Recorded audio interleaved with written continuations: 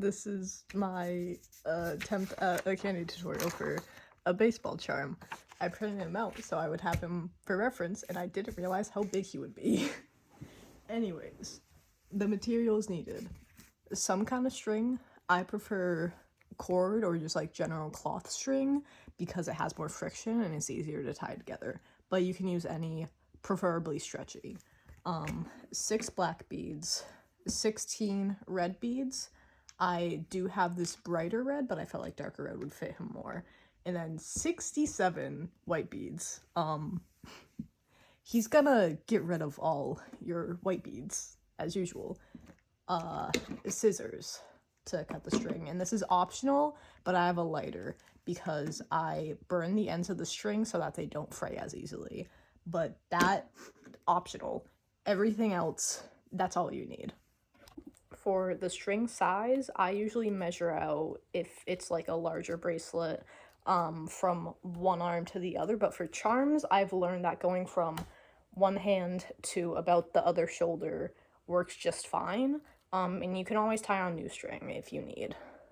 Now, on this pattern, we are going to be starting off on these 2 beads. So, you take your string, the 2 ends right here, grab 2 of the white beads, put them on one each, and then let them fall or pull them to the bottom. And then we go on to this bead, just the one, where you take the 2 ends again, and then put it on both of them, and again let it fall or pull it to the bottom. And you can see how they just kind of lock into place like that. And then we will continue on to these 2 red beads, and then this black bead, and then so on until we get here, and then I'll show more there.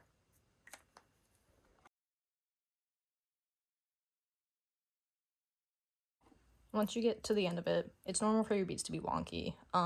Just gonna like pull them a bit to make sure that the string is straight, not getting twisted up anywhere.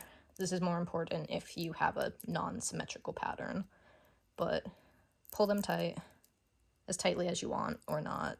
You can make him looser and it will be stretchier when he's done. And then you take the ends and then you tie them once,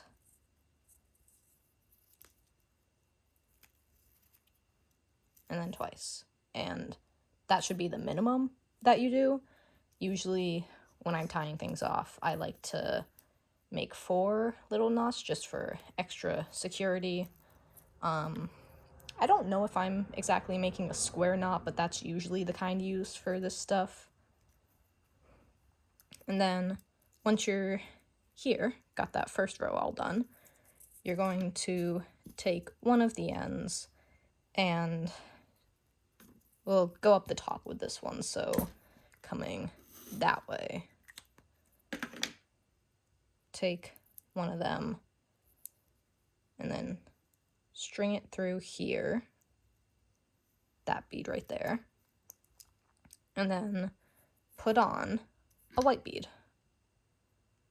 And this row is actually going to entirely be white beads because it doesn't go over any of the red spots. But yeah. Once you get to the end of that row, pull the string a little so that they tighten up, lock into place. You can probably hear Markiplier. And then it comes out here. And you're just going to, like normal, put a bead on there, and then string it back through the bead that you had just put on. And it's probably not going to be very tight at first. I usually wait until at least the second one here to tighten it better, but you can go till the third. But now you'll see that our string is coming out on top of the red. So we're going to put on a red bead. And then I realized I didn't show this probably in the last clip, but you string it through each one of the things in that row. And now that they're on the second one, pull it to tighten it a little bit, and then keep going like normal.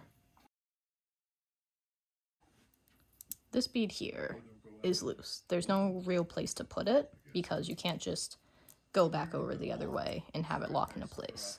So what you can do, you go to that bead, and then you go to the one under it, string it through there,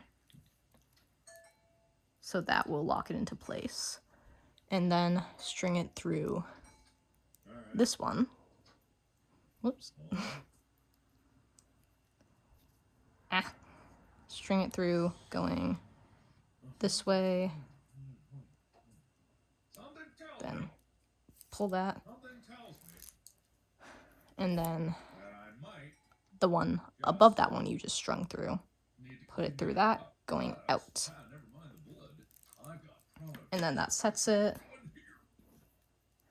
right there, and then we can put that back through and put another white bead on.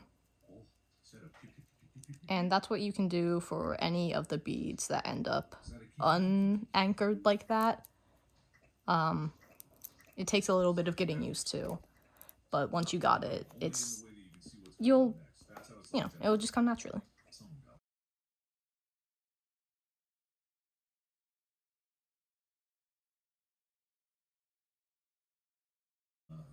I'm getting low on string here, and I still have a couple rows up top to do. So what I'm going to do is I cut off a new piece of string. I just dropped it. I cut off a new piece that was just about my arm's length, maybe a little shorter, and I'm lining up the ends of the new string and the string that I was using, and I'm going to tie it similarly to how you would tie a balloon. Hi Archie. And okay, so you line up the ends, and then if they'll stay lined up, there we go, wrap them around your finger, and then push them to the other side, push them through that hole you made with your finger, and then pull tight. And the closer to the end of the string that you can get it, the better, but I was just making it bigger so that it appeared better. And once again, I like to do at least 2 knots here.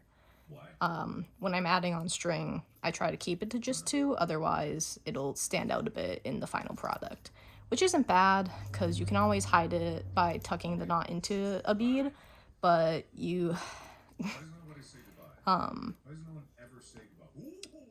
I don't know, I just find it easier to do 2 knots and then have it more easy to hide.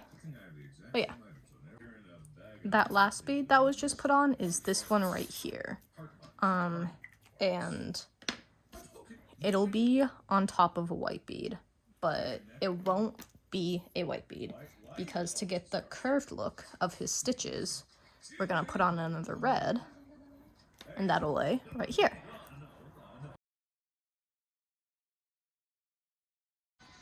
And after putting on this one, it's going to taper in at the side. So instead of putting a string on your bead right now, you're going to just directly string it through that red one. And then put on a white. And it'll make him look nice and round.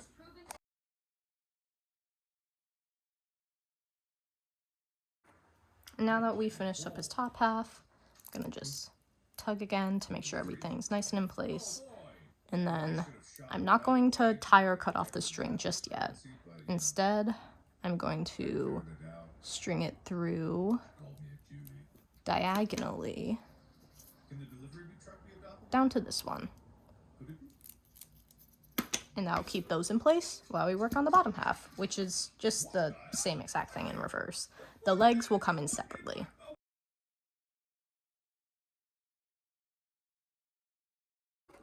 I made a mistake just there where I put on a white bead where a red should go, and it's very simple to undo a mistake if you haven't tied it yet or tightened it.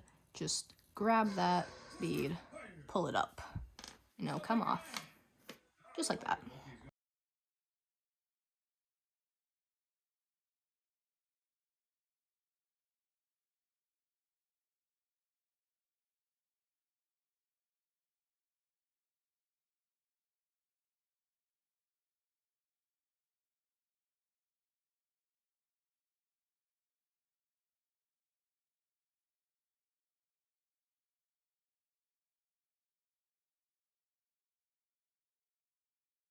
we now have baseball's main body done, but the strings aren't quite in the same area, as you can see.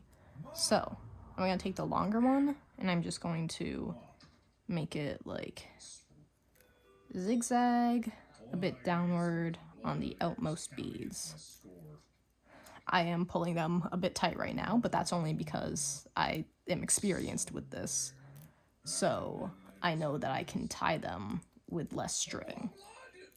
But I think that when you are cutting off your main string, you should make it your arm's length, if not a little longer, just to avoid having to deal with small strings.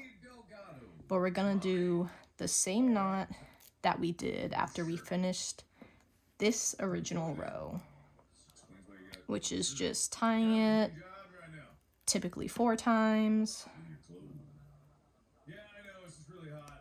And then you'll have his body finished. I'll cut back to that.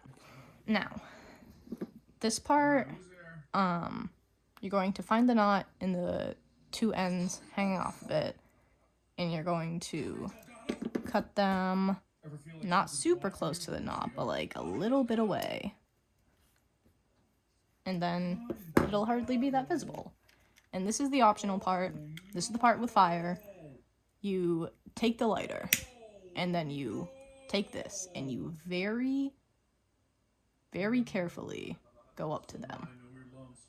And just, you can't see too well, but they're nice and sealed now. This is something I don't recommend doing, but it's how I do it. I take it, and I let them catch just for a second to really seal them. I don't suggest doing it if it's your first time. Wait until you have more experience, or you're gonna get burned a little. There was a small red mark because I burned myself the other day doing that. Oops. But for smaller knots, like this one that's already hidden away in a bead, you can just snip the ends off. I don't even feel like you have to burn them, because where is it? I don't even remember. It was somewhere. Yeah. The only one I would slightly recommend burning is the end one, because that's going to stick out a bit. But you can probably push it back into a bead. It'll probably work. Now, it's time for the legs. And I'm going to take about this much string, not too much. I'm going to snip it there, and then I'm going to fold it in half, line up the edges, then snip it again.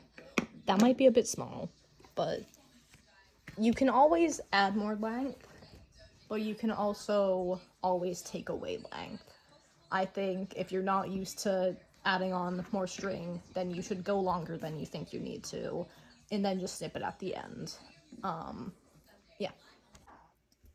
And now for the legs. You can see on the pattern, they are coming off of this one right here. So what we're going to do is string it through there. And this will be where his legs dangle off of. And then put one bead in like that, but then take the other string and put it through the other way too.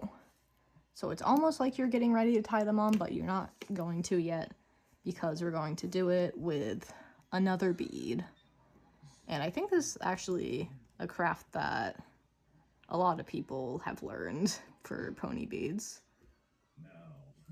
But yeah, you do that. And then depending on how dangly you want his legs, you want to let them hang looser or not.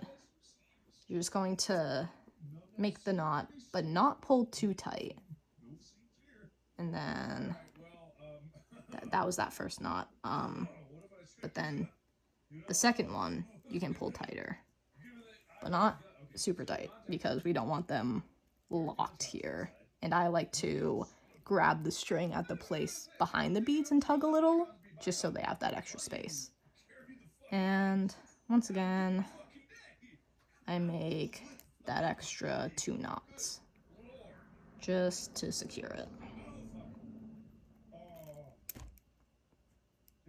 There. And then you'll do that with the other one. And nice and dangly. And once you add that second leg, tie him off, cut him, you got baseball. And this is how stretchy he is with how tight I pulled. I pulled after each row I did, but if you want them to be more firm, tighter, use a larger cord, as you can see on Balloon, and just pull tighter. He is not as stretchy, but still has a good bit of give. But they can still stay uniform if they're not pulled very tight. So yeah, doink.